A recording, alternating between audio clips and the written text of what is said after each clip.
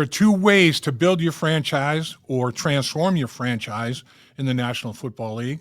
That's veteran free agency, and that's the NFL draft. Let's talk free agency here in this little segment that we're talking about. And of course, they're right in the throes of free agency. There's been a lot of activity going on, and it's basically the second phase of free agency now. A lot of teams made a lot of moves in free agency, and there might be some secondary market deals to be had, but it's slowed down considerably. The Cincinnati Bengals were definitely a player in free agency. 17 signings, 13 of those were their own. They retained 13 of their players. They signed 4 players from four other franchises, and it looks like 8 other players will be moving on. And then you've got 6 more players that are still out there as free agency from the Cincinnati Bengals. So let's go through it. Of the 17 free agents, the 13 of their own that they re-signed: Jamar Chase, T. Higgins, Mike Gesicki, B.J. Hill. All of them get big contracts.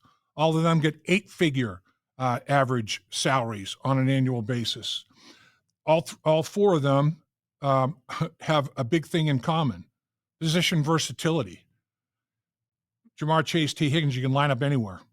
And you can motion them, you can move them, you can line them up anywhere. Mike Gesicki, same way. B.J. Hill, you can line up as a 3 technique on the outside shoulder of the guard. You can line him up as a nose tackle over the center. You can kick him out to defensive end. Position versatility. And then Cody Ford, same thing. Plays all 5 offensive line positions and can line up as a big tight end in short yardage and goal line. Tremendous value. Tanner Hudson, same deal. He can line up as a tight end with his hand in the dirt at the end of the line of scrimmage. You can flex him. You can put him in the slot. Joseph Asai, line up at either defensive end position. As a nickel pass rush, you can move him in to offensive tackle on the outside shoulder of the guard in a 3 technique. Cam Sample, injured last year, has shown quite a bit of position versatility as well. And, of course, they signed Ryan Rico, Cal Adamitis, the punter and the long snapper. They signed Marco Wilson, who played for him in the defensive backfield down the stretch of the season. Jackson Kirkland, an offensive lineman that they have developed, signed as a college free agent, and they're developing him. Cam Grandy, a tight end that gives them some position versatility as well. So that's their own free agents, the ones that they signed on their own. 13. 4 from other franchises. Lucas Patrick, 1-year deal. He's going to be playing at the guard position. They need some help inside. Heck yeah. Got to firm that pocket up. Can't get so much pressure in Joe Burrow's face. Talk to any quarterback at any level of football. The 2 things they talk about: time and space. And a lot of times it's equally important. Giving them time to throw the football is obvious. You have to give them space to see the football field. If the pass rush is in their face, they cannot see open receivers in the middle of the football field, and they're going to have to throw it to the outside of the football field. The ball's in the air a lot longer. More things can go wrong. Give the quarterback an opportunity to see the entire field, and that's the middle of the football field as well. Sometimes the pressure was so great, it was hard to find the check down guy, right in the middle of the football field out of the backfield. You're going to have to give the quarterback a lot firmer pocket, not only time, but space in the pocket. And Lucas Patrick is somebody that they're bringing on board to help in that regard. Oren Burks, a linebacker from Philadelphia, did a great job in the Super Bowl. Very versatile. He can play in different packages, and he'll be utilized in that regard as well. TJ Slayton, big. This guy's a big old horse, 340-pound nose tackle type guy, but he's not a big stiff. He can move. He's effective. He's not what you'd call a pass rusher, but he can push the pocket. And he's broken up 4 passes, and you get those hands up, and he's broken up 4 passes during the course of his career. Samaje Perine returns. And if you have not listened yet to Dan Pitcher's podcast, listen to what he has to say as an offensive coordinator about Samaje Perine. This guy is very versatile, can run the football, catch the football, tremendous pass protector. You can line him up in a lot of different places. Extremely intelligent, can absorb a ton of offense. Players that are gone, Tufele went to the New York Jets. Herbert, the running back, went to Indianapolis. Akeem Davis-Gaither, Arizona. Sam Hubbard retired. Mike Hilton is moving on. He hasn't signed anywhere yet. Alex Kappa signed with the Las Vegas Raiders. Sheldon Rankin signed with the Houston Texans, as did Trent Brown, signing with the Houston Texans. So those 8 players are gone. And then guys that are still available, Joe Bacci, Von Bell, Chris Evans, Deontay Smith, Travion Williams, and in the exclusive rights category is the free agent kicker, place kicker Cade York for the Bengals. So there's 6 more guys technically available and out there. So it's going to be like we talked about. The roster, building the roster is still going to be draft, develop, retain. And a lot of these players that they re-signed, they drafted. And a lot of them high draft picks. Jamar Chase, 5th pick of the draft. Higgins, Higgins, 33rd pick of the draft. Mike Gesicki, originally a 2nd-round pick out of Penn State. I mean, these guys are high draft picks. Now, Mike Gesicki not drafted by the Cincinnati Bengals, but they were drafted, highly regarded. So the Bengals, in the terms of the dynamic duo at receiver and the quarterback, they're building the roster by drafting and putting the bat on the ball, developing and retaining these guys. So you don't let good players go into their prime that you've taken time, you've invested franchise time, talent, and dollars in, and let them go play for someone else. You're not trying to make other people's jobs easier. You do all the work, and other teams reap the benefits. That's not the way to get it done. There's no question about it. The contract philosophy of the Cincinnati Bengals is simple. I mean, they pay a lot. They pay money, cash up front, a lot of bonus dollars up front. And there are multiple deferral tools that you can utilize. They have a reasonable length of the contract. A lot of these contracts are 1, 2, 3-year contracts, except for the dynamic duo signed 4-year deals, which is great. But reasonable length of the contract and salaries that can be fulfilled. They're not cap hit. These are cap healthy deals. They don't sign deals that, huge deals with a poor structure, ego deals where the public celebrates this big contract, but a lot of it is deferred. A lot of it is to kick the can down the road and with no intention of fulfilling the contract. So out in free agency, there's a lot of players right now that have these huge salaries that the team had no intention of paying, and the hangover is ridiculous. The team is in franchise jail. The player's out of a job. The hangover can be severe, and it doesn't go away. This hangover gets worse. I mean, it worsens during the period of time. So what you want to do is you want to be responsible and when you're dealing with these contracts. You want to level the cap. You want to cap control on a yearly basis. It all be level. The bonus, the signing bonus, okay, that can't be deferred. But other bonuses along the way, reporting bonuses, roster bonuses, performance bonuses, all these different kinds of bonuses. These are tools that you can defer and structure in that, okay, first year, bonus money is going to be high, salary not so much. Second year, salary goes up, bonus declines. Third year, salary might go up more, bonus declines more. So you have a very even cap. Your cap is not vacillating, North Pole, South Pole. You know exactly what you're looking at, and these contracts are fulfilled. They're not an unreasonable number of years, not kicking salaries down the road into these final years of the contract that the organization franchise has no intention of fulfilling. But man, do they get the big publicity, these ego deals, man, it's talked about. It's a very irresponsible way to deal with a roster in terms of salary cap. There's no question about that. Here's some example of teams that have really mishandled the salary cap. Atlanta, they've had 6 straight losing seasons in the worst division in the National Football League, and they're in cap jail. How good was that handled? I mean, Philadelphia, they won the Super Bowl. That's the goal. I don't have a problem with Philadelphia going all in. They went all in, and it worked. They won the Super Bowl. But right now, they're paying a little bit of consequence because they're $60 million over the cap. They've lost half of their defense. So will they be able to defend the Super Bowl? Maybe. I mean, it's a good football team. It's well run. Again, they won the Super Bowl. That is the goal, everybody's goal. So hats off to the Philadelphia Eagles, but they can't do anything right now. And I know that's bothering them. They can't do anything in the open market of free agency because they are $60 million over the cap. San Francisco 49ers, they're $66 million over the cap. I mean, they've got problems, and they want to get their young quarterback under contract for the long term. And when you're $66 million over the cap, that's a tough thing to get done. So they've got some issues. You want a healthy cap. You want to make cuts of players because their skills have diminished, not because they're too expensive on the salary cap. And the retention of the solid roster is the goal. Control that dead money.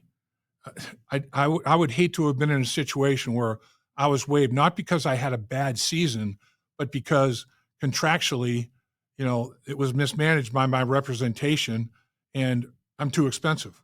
And I'm going to have to go out there to another team and agree to a contract that's reasonable. Or if the current team that I'm with, maybe they'd have to cut me and come back to the table and do a contract. But if they have to waive you to get rid of the contract, now you're out there in the open market. You might be somewhere else, and you might not want to be. So, I mean, I don't know. Just keep investing cash up front like the Cincinnati Bengals are doing, bonuses that can be prorated over the total years of the contract. Players and representation are happy to get more upfront money so they can invest it in today's dollars. 2-3 years down the road, when other players are getting bounced into the National Football League because their salaries are too high, you're going to still be with your football team in a good situation with fair compensation and have invested that money that they gave you up front over a 3-year period. You're going to be ahead of the game potentially. Anyway, I mean, if it's handled properly, if you have solid representation that can invest the money for you. So it's interesting. Let's talk about where the Bengals are from a salary cap standpoint. The Cincinnati Bengals will continue to structure responsible cap contracts. There's $6 million in that range over the salary cap right now. They have signed 17 free agents, 13 of their own. Remember, draft, develop, retain your own. Of the 17, 13 of the free agents that they've signed, 9 of those free agents, a total of only $8 million, a little over $8.25 million, $8,257,000 plus. And that goes to Cody Ford, Hudson, Osai, Sample, Rico, Adamitis, Wilson, Kirkland, Cam Grandy. Those guys, totaling 8.2, 8.25 in that range. Now, you add a couple of more players, Mike Gesicki and B.J. Hill, who've got 8-figure deals. I'm going on an average per year basis now. I'm not trying to just figure out, oh boy, what's the cap amount this year? What are they kicking down the road? I'm just doing an average contractual basis. Mike Gesicki, 3 years, $25.5 million. B.J. Hill, 3 years, $33 million. So now you add those two players, that's 11 players, $27,757,000 plus.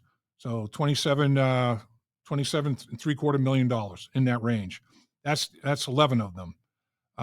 You add the other two, Chase and Jamar Chase and T. Higgins, and now you're talking, that's $69 million on an average basis between those two guys.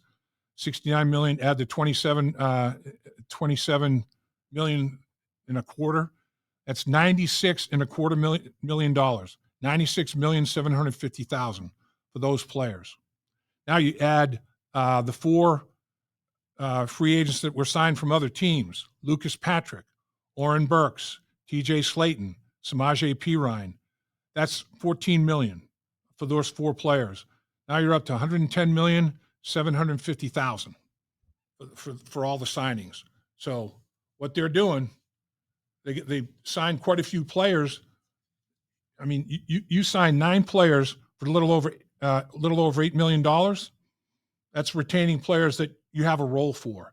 So now you got 11 players at a little over 27, almost $28 million. 11 players, and now you've got T. Higgins and Jamar Chase, in the mix. When you add those, it adds up to $96 million. Another piece to fall in free agency, obviously, is Trey Hendrickson. He's not technically a free agent, but here's a guy that's outperformed his contract. 35 sacks the last 2 seasons, leads the National Football League, 17.5 this past season, leads the National Football League. He's making $15-16 million. Hopefully the Bengals have enough in the salary cap to give him a big signing bonus this year to bring him up to in the 30s. Max Crosby signed for $35.5 million on an average contractual basis per year. Myles Garrett blew that away at $40 million. Will they go as high as $40 million with Trey Hendrickson for this year? I don't know, but I know they could give him a signing bonus that would bring him into that $30 million range and be able to handle that, and then increase salaries, decrease bonus structure, and have a level cap structure to retain Trey Hendrickson as well. So I think that's something that is being worked on. You have to think that they're on a daily basis trying to figure out a way to get to an agreement from a contractual standpoint with a guy like Trey Hendrickson. This guy comes off the edge like no other. I mean, he is a force, and you don't give away a player like that. You try to keep a player like that. In free agency, the Cincinnati Bengals have already signed an interior offensive lineman, Lucas Patrick, to a 1-year deal. I wouldn't stop there. I would go and look for other interior offensive linemen. It's good to have a competition. It's good to bring in multiples and the best man win the job. Interior offensive lineman that is still out there. Brandon Scherff, now he's older and he's had an injury issue. This guy has proven over the long term, the Jacksonville Jaguars, that he's a good player in the National Football League. But again, age and injury, that's a tough duo there. Will Hernandez with Arizona is still out there. Matt Pryor is still out there with the Chicago Bears. His running mate, Tevin Jenkins, he signed with the Cleveland Browns, but he's the Bears guard that's still out there. Jenkins is now a Cleveland Brown. He's a former Bear. Laken Tomlinson, Seattle, is still available. I would think that might be an option.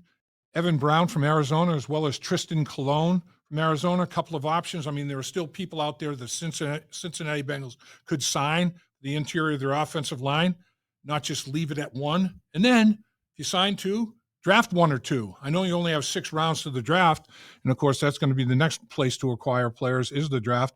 But from an edge rush standpoint, Ojulari from the New York Giants, he's still out there. Zadarius Smith from Detroit, I think, is still available and out there. I mean, there's maybe look at the edge. You can never have enough good edge rushers. Edge rush in the National Football League as well. Whatever the Cincinnati Bengals do to firm up the interior of their offensive line and to get increased pass rush on the edge, I think are 2 areas of concern that need improvement, and 2 ways to do it. Veteran free agency, the draft. The Bengals are in the throes of the veteran free agency signing, and they've done a pretty good job. I mean, they've made a lot of moves. They've spent some money. They've gotten players that they've added to the mix. There's no question about it. Made it a much more competitive environment and improved some things. After free agency, hit that college draft. Draft, develop, retain.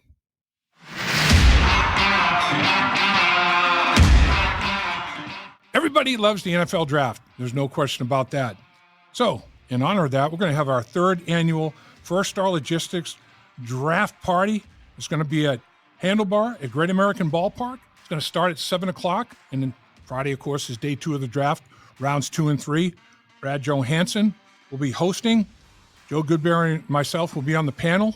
And also make sure we get some guests from the Cincinnati Bengals organization. That are going to remain a little bit of a surprise to you folks right now. It's sold out. I mean, first time we had it at Great American Ballpark, it was well received. It's off the charts this time. So the only way you can catch us, watch the live stream on the First Star Media Group YouTube channel. That's the way you're going to be involved. It's going to be a great night. Mark it down. Don't miss it.